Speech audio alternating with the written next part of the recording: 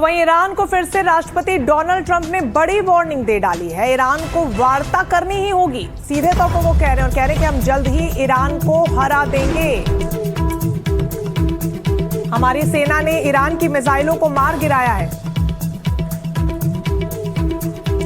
बड़ी खबर आपको बता रहे हैं, जहां पर अमेरिकी राष्ट्रपति डोनाल्ड ट्रंप की तरफ से बड़ी वार्निंग कहें या फिर अल्टीमेटम कहें, एक बार फिर से ईरान को दे दिया गया है और इस बात का दबाव बनाया गया है कि ईरान बातचीत की मेज पर आए।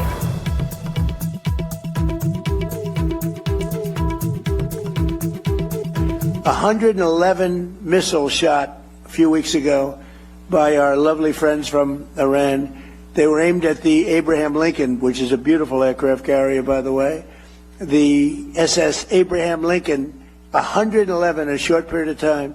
Out of the 111 missiles shot, 111 missiles were knocked into the sea easily. Think of that. The country is booming, and we'll have Iran defeated soon. They'll be defeated very soon. And then I guess it'll be even better. But, you know, even during this, it's been amazing. I mean, to think, so I call it a military operation, but call it whatever you want. It's incredible. It's like it hasn't made a dent. A lot of people thought oil would go up to $350 a barrel, and today it's at $79. राष्ट्रपति Donald Trump की warning तो आपने सुन ली, लेकिन क्या Iran इस warning का जवाब देगा और किस तरीके से देगा? ज्यादा जानकारी के साथ हमारे संवाददाता प्रदीप दत्ता हमारे साथ जुड़ गए हैं। प्रदीप, वाकई में चौंकाने वाली बात है। एक तरफ तो अब तक शांति वार्ता के लिए दोनों देश मिल रहे थे, प्रतिनिधिमंडल मिल रहा था, लेकिन अब फिर से दबाव अमेरिकी राष्ट्रपति बना रहे हैं। क्या संभावना नजर आ रही है ईरान पहुंचेगा बातचीत की मेज पर एक बार फिर से? देखिए, बातचीत के लिए अभी भी दरवाजा वो दोनों मुल्क खुला रखना चाहते हैं, लेकिन वो चाहते हैं कि बातचीत जो अगली हो उनकी शर्तों के अनुसार हो, क्योंकि जब पिछली बार मेमोरेंडम ऑफ अंडरस्टैंडिंग साइन किया गया था, बाद में यूएस को अंदाजा हुआ कि ये मेमोरेंडम ऑफ अंडरस्टैंडिंग एक तरफा था, जिसमें ईरान को ज्यादा फायदा हो रहा था और यूएस को कोई फायदा नहीं हो रहा था, क्योंकि स्ट्रेट ऑफ हॉर्मुज पर भी ईरान का कब्जा था और न्यूक्लियर प्लांट की बात करें या एनरिच्ड यूरेनियम की बात करें तो वो भी अमेरिका को नहीं मिल रहा था। तो इसमें अमेरिका को कुछ हासिल नहीं हो रहा था। यही एक वजह है कि एक बार फिर से उन्होंने मिलिट्री ऑप्शन जो है इख्तियार कर लिया। और मिलिट्री ऑप्शन जब बात करते हैं डोनाल्ड ट्रंप, एक तरफ डोनाल्ड ट्रंप ने साफ कर दिया कि ना वो रुकने वाले हैं ना वो झुकने वाले हैं, और दूसरी तरफ ईरान ने भी कह दिया कि वो पलटवार करते रहेंगे। लेकिन इंपॉर्टेंट बात यह है कि आने वाले दिनों में कुछ बड़ा होने वाला है, जिसके लिए मीटिंग हुई थी सुरक्षा कर्मियों के साथ, और उसमें डोनाल्ड ट्रंप ने डिसाइड किया कि हो सकता है कि ग्राउंड फोर्सेज को उतारा जाए, क्योंकि ग्राउंड फोर्सेज को उतार के वो क्या करने वाले हैं। एक तो एरियल बॉम्बिंग चलती रहेगी, उसके साथ साथ जो खर्ग आइलैंड है उसमें कब्जा किया जाएगा। ये खर्ग आइलैंड वही आइलैंड है जहां से 90% के करीब जो है ईरान जो है तेल को एक्सपोर्ट करता है, और उसकी वजह से जो पैसा कमाया जाता है उसकी इकोनॉमी उससे बढ़ती है। और उसके साथ साथ IRGC, इस्लामिक रेवोल्यूशनरी गार्ड जो कोर है, उनको भी पैसा मिलता है, तो वो भी अपने आप को सस्टेन कर पाता है। उसको चोक करना चाहते हैं, इसलिए खर्ग आइलैंड पे कब्जा करना चाहते हैं। लेकिन वो कहना आसान है, करना मुश्किल है, क्योंकि ईरान भी पूरी तरह से तैयार है। ऐसा तो है नहीं कि आप सीधा घुस जाएं और खर्ग आइलैंड पे कब्जा कर लें, क्योंकि उसमें कैजुअलिटी हो सकती है। और वो करना होता प्रदीप, तो वो तो अब तक हो चुका होता। हालांकि पूरी कोशिश अमेरिका की उन तमाम क्षमताओं को खत्म कर देने की ईरान की, जिसके जरिए वो हॉर्मुज में जहाजों पर हमला कर रहा है। लेकिन इसके बाद क्या ईरान बातचीत के लिए आएगा, ये भी एक बड़ा प्रश्न चिन्ह इस पर लगा हुआ है। बने रहिएगा हमारे साथ। इस बीच एक बड़ी खबर बता दें दर्शकों को, गलीबाफ ने अमेरिका को फिर से जवाब दिया है और तेहरान की तरफ से ये जवाब दिया गया और कहा गया है कि तेहरान के पास अपनी ताकत है। अमेरिका ने समझौते को तोड़ा है।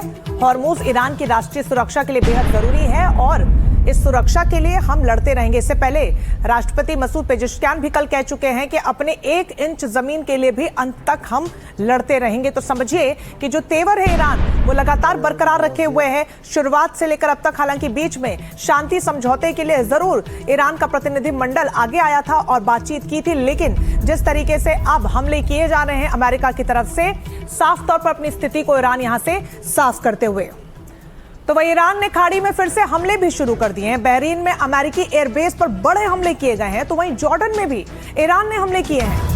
MQ-9 ड्रोन को मार गिराने का दावा भी किया गया है।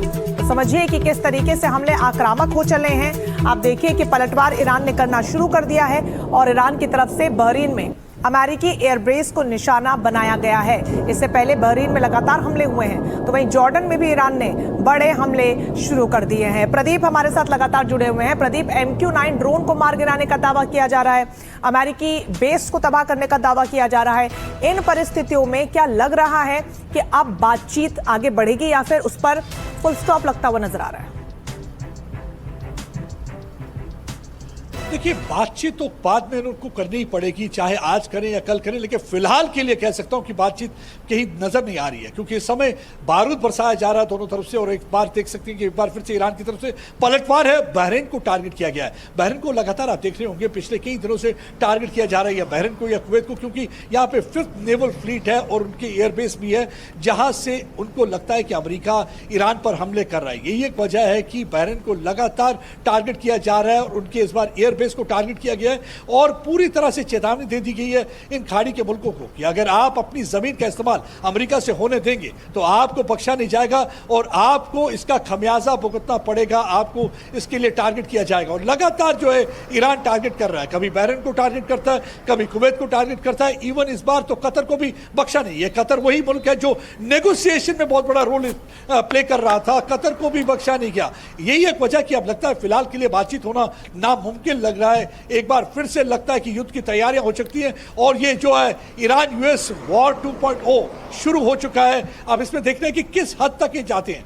यहां तक अमेरिका का सवाल है, उन्होंने ये कर दिया साफ कि सैन्य ठिकानों के अलावा जो है सिविलियन इंफ्रास्ट्रक्चर को भी टारगेट किया जाएगा। यही एक वजह है कि जब आज बमबारी हो रही थी तो एक कैंसर हॉस्पिटल में जहां पे बच्चों का इलाज चल रहा था, वहां से बच्चों को निकाल दिया गया। बिल्कुल, और नागरिक संसाधनों को निशाना बनाने पे तुले हुए हैं और इसीलिए शायद इससे पहले वाटर प्लांट पर हमला किया गया और उसके बाद धमकी सीधे तौर पर अमेरिकी राष्ट्रपति द्वारा ये दे दी गई कि अब आपके बिजली संयंत्रों को उड़ा देंगे, पानी के संयंत्रों को उड़ा देंगे। यानी नागरिक संसाधनों को कैसे निशाना बनाने पर तुला हुआ अमेरिका, ये अमेरिकी राष्ट्रपति के बयानों में साफ तौर पर नजर आता है।